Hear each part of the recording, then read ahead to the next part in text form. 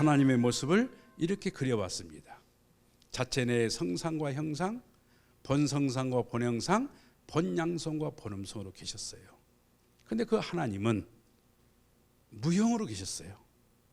무형으로 계신 하나님은 정말 기쁘게 살고 싶고 실체적으로 그 기쁨, 감성을 자극하고 싶었어요. 그 자극할 수 있는 그것이 뭐 있을까? 구상했다 이거예요. 구상하고 아이디어를 내어서 어떻게 할 것인가를 설계도로 만들었어요. 그래서 그 설계도가 있는 이론을 로고스라 그럽니다. 리법, 하나의 구조가 있는 말씀을 로고스라 그래요. 그 로고스를 오늘날로 표현을 한다면 뭐냐면 창조의 원리입니다. 하나님이 창조를 하셨어요. 어떻게 창조했느냐? 원리가 있단 말이에요. 그러니까 오늘 이 강의는 하나님이 하셔야 돼요. 왜? 하나님이 창조했고 하나님이 원리를 만들었으니까 하나님이 강의를 해야 맞는 거 아닙니까? 근데 누군가 하나님을 대신해서 이러한 논리를 우리들에게 상속해 주셨다고 말이에요. 그분이 바로 문선명 한학자 양이분이십니다.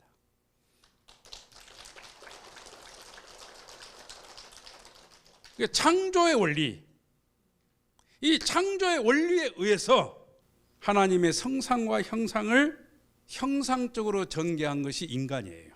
그리고 하나님의 성상과 형상을 상징적으로 전개한 것이 만물입니다. 그래서 인간에게도 성상과 형상, 양성과 음성이 다 들어있다 이거예요. 인간에게만 있느냐? 동물과 식물에게도 이처럼 성상과 형상, 양성과 음성이 같이 있다는 것을 우리는 알게 되었습니다. 그렇다면 여러분, 여기에 대한 것을 한번 설명을 제가 드려보고자 합니다. 하나님을 닮아난 인간과 이 지구상이 얼마만큼 닮아 있는가 하는 거예요. 사람은 솜털로 둘러싸여 있잖아요. 이 지구는 수목으로 둘러싸여 있습니다. 인간에게는 피부가 있듯이 지구는 지표가 있어요. 인간은 근육이 있고 지표 속에 지층이 있습니다. 인간은 혈관, 동맥과 정맥이 흐르듯이 지층 속에는 지하천, 물이 흐르고 있어요. 동맥과 정맥을 파고들면 골격이 딱 우리 인간의 이 기반을 가지고 있듯이 이 지구라고 하는 그 원형을 유지할 수 있도록 하는 것이 뭐냐면 안반이에요. 안반. 안반 속에 용암이 있듯이 골격 속에 골수가 있습니다. 용암이 식어버리면 생태계가 완전히 사라지는 거예요. 생명이 유지될 수가 없는 거예요. 마찬가지로 인간에게 골수가 없다. 골수가 없으면 피를 생산할 수가 없어요. 죽는 거죠. 인간의 5장 6번은 5대양 6대주로 펼쳐 전개가 되었다고 말씀하십니다. 이 자연계에서 식물을 예로 들어본다면 식물의 3대 요소가 잎과 줄기와 뿌리입니다. 그 잎과 같은 게 인간의 폐장이에요. 입으로 숨을 쉬듯이 우리 인간은 폐로 숨을 쉬잖아요. 줄기와 같은 것이 우리 인간의 심장입니다. 줄기 속에 도관과 사관이 있듯이 우리 심장 속에는 동맥과 정맥이 있습니다. 뿌리에서 모든 영양분을 흡수하듯이 그 뿌리와 같은 것이 우리 인간에게는 위장이에요. 어떻게 이렇게 닮아 있을 수 있을까요? 우연히 만들어졌으면 이렇게 될 수 있을까요? 하나님이 아주 구체적인 계획과 설계도를 통해서 우리 인간이 중심이 돼가지고 이 피조 만물 세계를 창조했다는 거예요. 그래서 우리 인간의 몸은 대단히 과학적이고 조직적이기 때문에 인간의 몸속에서 폐장과 심장과 위장을 중심 삼고 만들어 놓은 것이 입법, 사법, 행정 아닙니까? 만약에 우리 장기 중에 하나의 장기가 강해지면 나머지 장기가 낮아져 가지고 합병증이 옵니다. 몸속의 장기는 밸런스가 중요해요. 마찬가지로 입법, 사법, 행정 가운데서 만약에 사법부가 강해지면 입법부가 약해지잖아요. 그러면 그 나라의 균형이 깨지고 그 나라의 균형이 깨지면 우리 국민들이 무엇을 믿고 국가를 의지할 수가 있겠습니까? 이처럼 우리 인간의 몸속에는 이 우주 만상이 다 깃들어 있을 뿐만 아니라 우리가 살아가는 조직과 문화가 우리 몸속에서 나왔다 이거예요. 그래서 만물의 영장인 거 아니겠습니까? 만물의 영장. 이처럼 하나님은 당신의 모습을 닮아 인간을 지으셨고 인간의 모습을 닮아 이 피조 만물 세계를 지으셨다는 거예요. 그래서 하나님이 구상이라면 창조 원리는 설계도입니다. 그리고 우리가 살아가는 이 세상은 뭐냐면 건축물이에요. 그러니까 이 세상을 지혜롭게 살기 위해서는 설계도를 알아야 돼요. 그 설계도가 뭐냐면 지금 우리가 공부하는 원리입니다. 원리를 공부하면 내가 가지고 있었던 경험과 경륜이요, 아주 짧은 시간에 이게 강하게 형성이 돼요. 내가 가진 지식이 기승전결로 말입니다. 내 안에서 전부 다 질서가 만들어져요. 내가 가진 경륜이 어떻게 가야 될 것인가라고 하는 세상을 바라보는 통찰력으로 바뀌어요. 통찰력. 그래서 이 원리가 우리에게 기적을 만들어낼 줄로 믿습니다.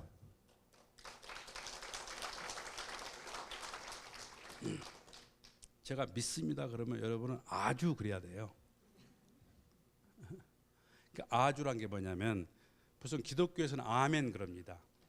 그러니까 아멘은 외국에서 들어온 말이에요. 그럼 아주는 뭐냐? 순수한 우리말입니다. 그러니까 자기 아자의 집주자예요. 그러니까 아주 그 말은 내가 하나님의 집이다 그 말입니다. 그러니까 아주를 자주 하면 하나님이 내 안으로 들어와요. 왜? 하나님이 집이니까. 하나님이 내 안에 들어오신 것을 깨닫는 순간 그 집주자가 주인주자가 돼요. 하나님이 나의 주인이 돼요. 만약에 하나님이 나의 주인이 되는 순간 나는 만사형통, 일취월장, 생각한 대로 모든 것이 이루어지는 기적의 역사가 벌어진다는 것을 믿습니다. 그럼 이렇게 하나님의 모습을 닮아서 지은 인간은 이렇게 말씀하십니다. 개성진리체다. 알래스카에서 태평양 파도를 바라보며 낚시를 하는데 문선명 선생님께서 그렇게 가르치십니다. 1000년을 들여다봤지만 같은 파도는 없더라. 정말 그 말씀을 듣는 순간 세상이 다르게 다가왔어요. 1000년 동안 파도가 밀려오지만 같은 파도는 없어. 같은 높이, 같은 힘, 같은 각도 없다 이거예요. 1000년 동안 바람이 불어오지만 같은 바람이 없는 것처럼 수많은 사람이 태어나고 죽고 또 태어날 것이지만 같은 사람은 없는 거예요. 왜? 모든 사람이 하나님의 모습을 닮아난 개성진리체입니다. 인간이 왜 존엄하냐? 나와 같은 존재가 없다 그 말입니다. 나는 비교의 대상이 아닙니다. 왜? 나와 같은 존재는 나밖에 없어요. 사람이 사람을 평가하고 비교하고 무시하는 거 범죄입니다. 큰 돌이 있고 적은 돌이 있어서 성을 쌓는데 큰 돌이 중요하냐 적은 돌이 중요하냐, 그것이 뭐가 중요합니까? 성을 쌓다는 게 중요하지. 그 성을 쌓는 데는 똑같이 큰 돌과 적은 돌이 중요한 거예요. 만약에 큰 돌만 있었다면 성을 쌓을 수가 없는 거 아닙니까? 인간은 이처럼 하나님의 모습을, 하나님이 가진 여러 가지의 그 모습을 나만이 가지고 태어났다 그 말이에요. 나만이. 하나님의 그러한 감성을 자극시켜 줄 수 있는 대상은, 내가 가진 그 성품은 나밖에 없어요. 그래서 유일무이한 거예요. 그래서 천상천하의 유아 독전인 거예요. 그렇게 지음받은 우리 인간이 혼자 살 수 없다는 거예요. 반드시 너와 내가 하나 돼서 가치가 나타나요. 나 혼자는 절대로 가치를 만들 수가 없습니다. 나 혼자는 보람을 느낄 수가 없습니다. 나 혼자는 의미를 창조할 수가 없는 거 아닙니까? 그래서 연체적 존재다 이겁니다. 연체적.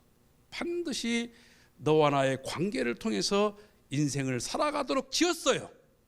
그래서 인간은 하나님의 개성 진리체이면서 연체적 존재다 하는 것을 알게 되었습니다. 사랑하고 또 존경하는 지도자 여러분, 우리가 이 세상을 살아가기 위해서는 힘이 필요합니다. 개인도 조직도 국가도 힘이 없으면 더 이상 진행할 수가 없습니다. 마찬가지로 영존하신 하나님이시지만 하나님에게도 그러한 힘이 필요하다는 거예요. 하나님의 영원한 존재로 존재하시기 위해서는 영원 불변 절대적인 힘이 필요해요. 그러한 힘을 우리는 만유원력이다 이렇게 말을 합니다. 하나님으로부터 지음을 받은 우리 피조 세계에 있는 모든 존재도 힘이 없으면 존재할 수 없는데, 존재하기 위한 힘의 근본된 힘을 뭐라고 말하냐? 만유원력이다. 근데 여러분, 이 만유원력은 무형적인 거예요. 눈으로 볼 수가 없기 때문에 논리적으로 만유원력을 설명하기는 굉장히 어려워요. 그래서 다음 차트에서 만유원력을 설명해 보고자 합니다. 모든 존재는 제가 말씀드렸습니다. 주체 아니면 대상입니다. 그럼 여러분이 반문하시겠죠. 왜 주체 아니면 대상이냐? 주체가 없으면 대상도 없어요. 대상이 없으면 주체도 없어요. 반드시 주체 대상이 필요해요. 그래서 하나님 자체 내에 있는 성품이 주체 대상으로 실체로 분립됐어요. 왜 분립됐느냐? 하나 되려고. 왜 하나 되려고 그러느냐? 그 성장, 발전, 올리다 그 말이에요.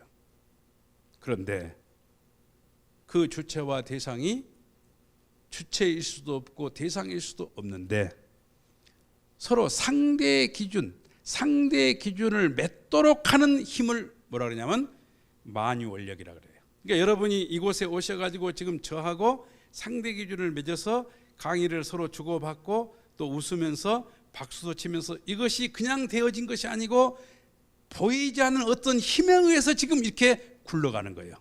그 보이지 않는 힘, 여러분과 저를 관계에 맺어준 그 힘을 뭐라 한다고요? 만유원력이다. 만유원력이다. 그래서 만유원력에 의해서 상대 기준이 조성되면요 굉장히 재밌어져요. 그렇게 말을 합니다. 재밌으면 시간이 빨리 가요. 그러니까 우리가 지혜롭게 사는 것은 그거래요. 그 사람을 만나면 시간이 빨리 간다. 그 사람 좋은 사람이에요. 그 일을 하면 시간이 빨리 간다. 그 일이 의미가 있는 거예요. 그곳에 갔더니 시간이 빨리 가더라. 그곳이 좋은 곳입니다.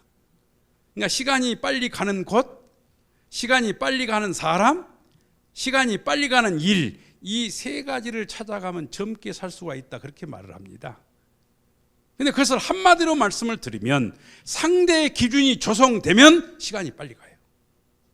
이 강의를 할 때도 저하고 상대 기준이 조성되면 이 시간이 굉장히 빠르고 의미 있고 재미있지만 상대 기준이 조성이 안 되면 자꾸 시계를 보면서 언제 끝날 거냐고. 상대 기준이 조성되면 주고받아요. 여러분이 지금 저하고 주고받는 것은 눈으로 주고받기도 하지만 가끔 고개를 끄덕이신 어르신이 계세요. 그분이 지금 저하고 주고받아요. 그리고 저를 바라보면서 빙그레 웃고 있는 분들은 엄청나게 지금 재밌는 분이에요. 이때 박수가 한번 나왔다 난리 나는 거예요. 그러니까 주고받으면 재밌어요. 지금 여러분이 박수를 치니까 박수 친 사람은 모두가 얼굴이 밝아졌어요. 왜? 주고받으니까.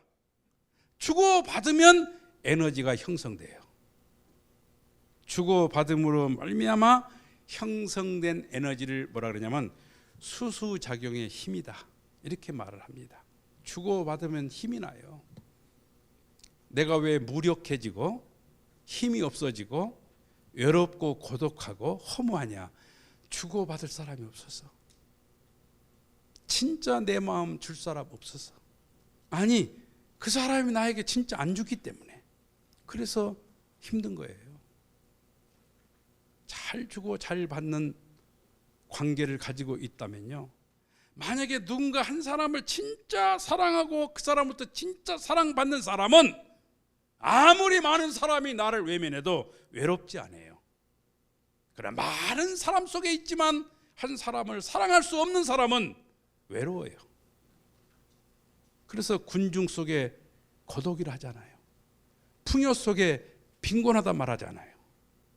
그렇다면 여러분, 만유원력과 수소작용은 어떤 관계를 가지고 있을까요? 만유원력은 하나님에게서 나오는 근본적인 힘이라 그랬습니다. 수소작용의 힘은 너와 내가 주고받음으로 말미암아 형성되는 힘이라 그랬어요. 그래서 만유원력의 힘이 무형이라면 수소작용의 힘은 유형이고, 만유원력의 힘이 원인이라면 수소작용의 힘은 결과입니다. 예를 들어서 미국에 가면 후보댐이 있어요. 후보 대통령이 막은 아주 엄청 큰 댐입니다. 미국의 3개 주에 전기 에너지가 공급되는 곳이에요. 그곳에서. 그런데 그 갇혀있는 물이 아무런 역할도 고요하겠지만은 후보댐 오른쪽을 바라다 보면은 200m 낙폭으로 떨어져 가지고 수력발전소가 돌아가요. 그 수력발전소가 돌아가면서 전기가 발생해 가지고 그 전기가 전류를 타고 와서 이렇게 불을 켜는 거예요. 그러니까 댐 속에 지금 고여있는 물은 만유원력이에요. 그리고 수력발전소를 통해 가지고 가공된 힘으로 에너지가 되어서 이렇게 불빛을 비추는 이 형광등은 뭐냐면 수소작용이에요. 그러니까 만유원력은 가공되지 않는 힘이고, 수소작용의 힘은 뭐냐면 가공된 힘이에요. 만유원력의 힘은 볼 수 없는 힘이고, 수소작용의 힘은 볼 수 있는 힘이에요. 그래서 원인과 결과다 이거예요.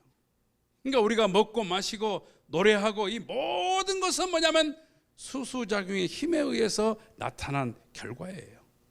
근데 그 수소작용의 힘 배후에는 뭐가 있다고? 만유원력의 힘이 있다 이거예요.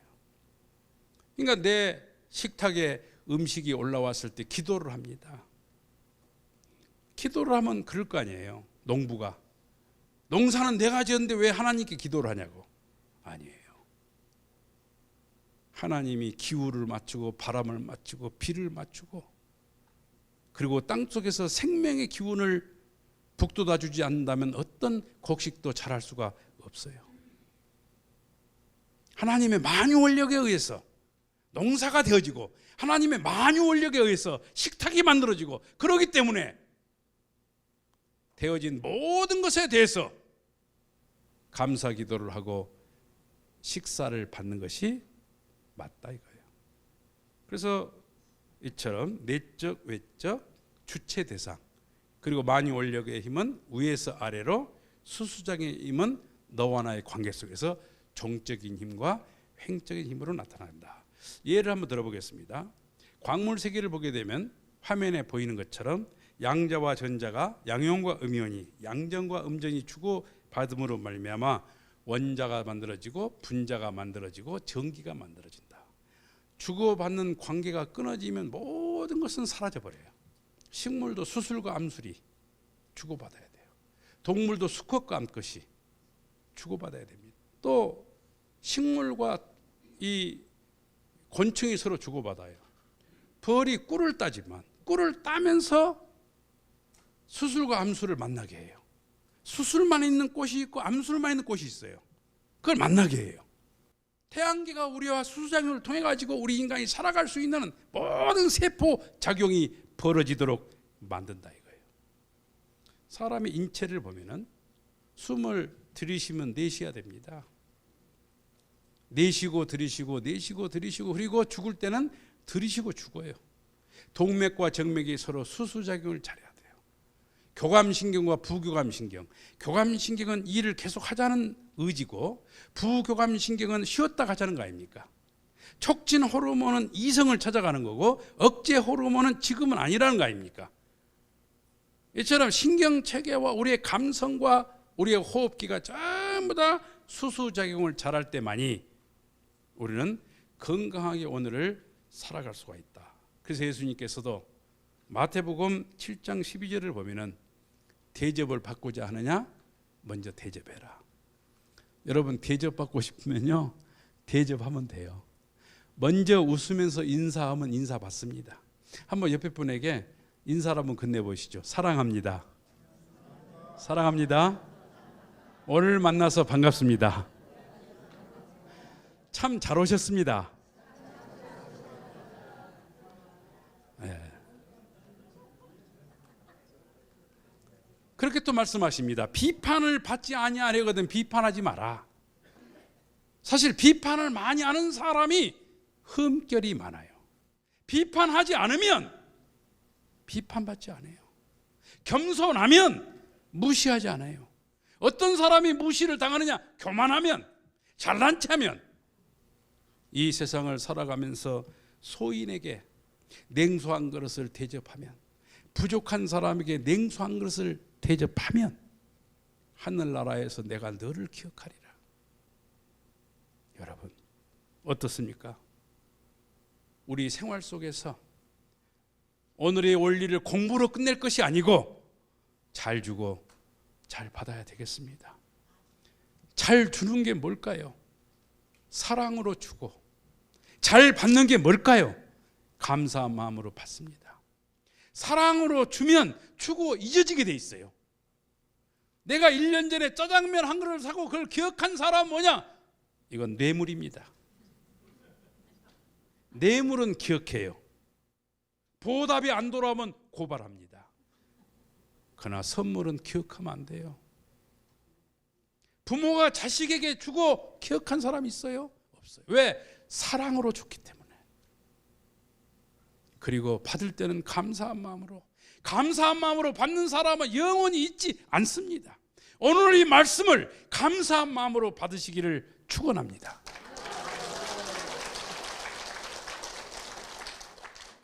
이 용평에서 받은 그 말씀이 내가 죽을 때까지 잊을 수 없는 생명의 말씀이 된다면은 여러분은 오늘 하나님으로부터 진짜 생명을 선물로 받은 것이 분명합니다. 남편과 아내가 잘 주고 잘 받아야 됩니다. 우리 남편은 밖에서는 재밌고 밖에서는 말을 잘하는데 집에 온 말이 없다. 여러분 아니에요.